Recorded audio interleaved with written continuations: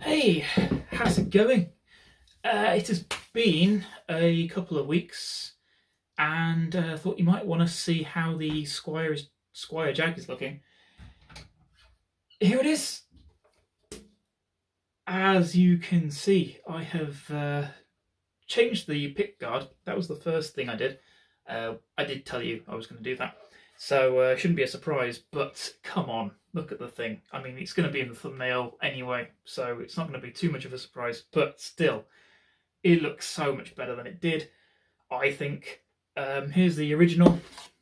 This is the tortoiseshell pickguard it came with. Yeah, personally, I think it looks massively better with the white, but let me know if you feel different. So that's the first, most obvious thing I changed. Oh yeah, the buzz stop, I added that on there as well. This has been fantastic. I fully recommend grabbing one of these if you get chance. If you've got a Jag or a Jazzmaster or Squier offset of some kind that, or Fender for that matter, that has this style trem, grab one because it's a hell of a lot cheaper than the mastery or stay trem options that there are. And for me, this has done a perfectly admirable job of reducing the buzz and the other problems I was having with the wobbly saddle, if you remember. Yeah, so that's been great. As you can see, the brake angle now over the bridge is much more extreme, and yeah, there's no more buzz coming from that saddle, which kind of is what you'd expect from a device called a buzz stop.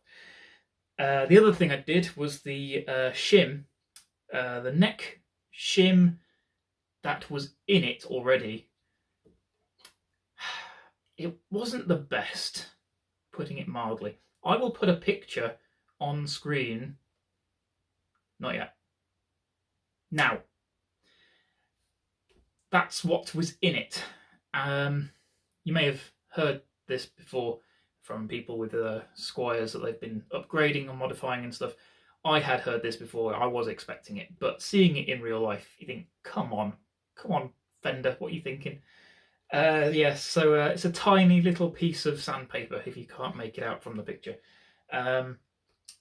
Not great. So the brass shims that I bought on eBay, if I can't see them to hand, I'm afraid.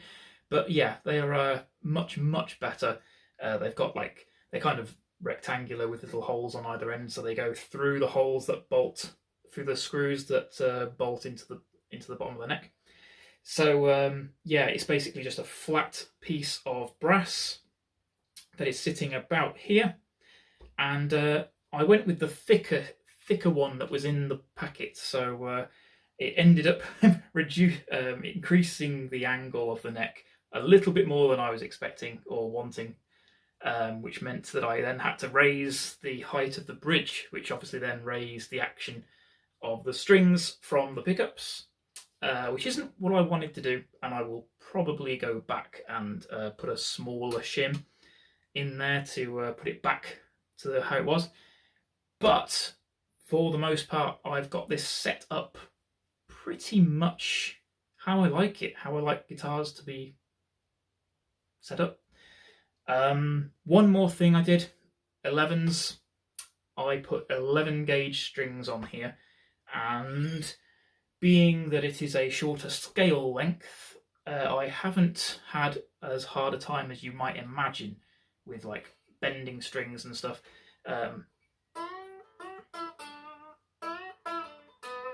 So, I'm not going to be pulling any Gilmore 4-step bends or anything on this, but it's not that hard to bend these strings at all.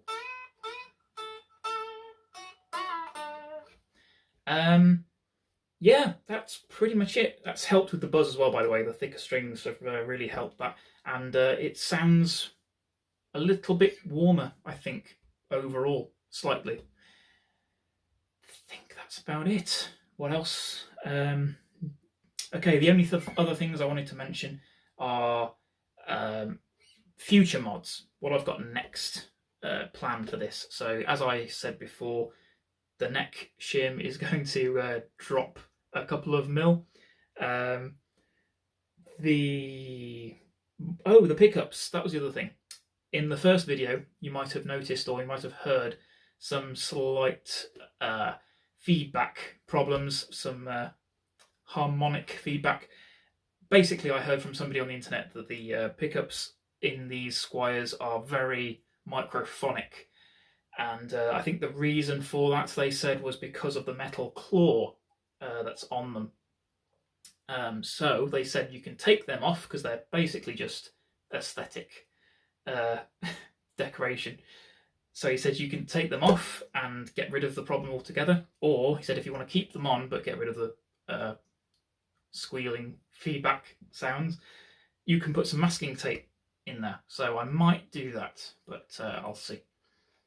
What else? The nut, I still need to file down a little bit because the action is a little bit too extreme for me on the first fret and obviously further down the neck. So that's going to have to happen at some point. I'll file that down a little bit. I think that is pretty much it though. I mean, for the most part, it's great. It plays great. It looks great, obviously. And I'm very, very happy. That's basically it for now. And yeah, there might be a part 3 of this little mini series once I've done some more little bits to it. I might sand the back of the neck. That's something else I like to do with like a polyurethane finish on a neck. Sand that off so that it's not as sticky and it's nice and smooth to play on the back. Makes it a lot faster to play. Apart from that, I think that's about all of the modification I'm planning on doing. So, thank you very much for joining, and I will see you again, possibly in the 3rd instalment of this mini-series. Take care, everyone. Bye.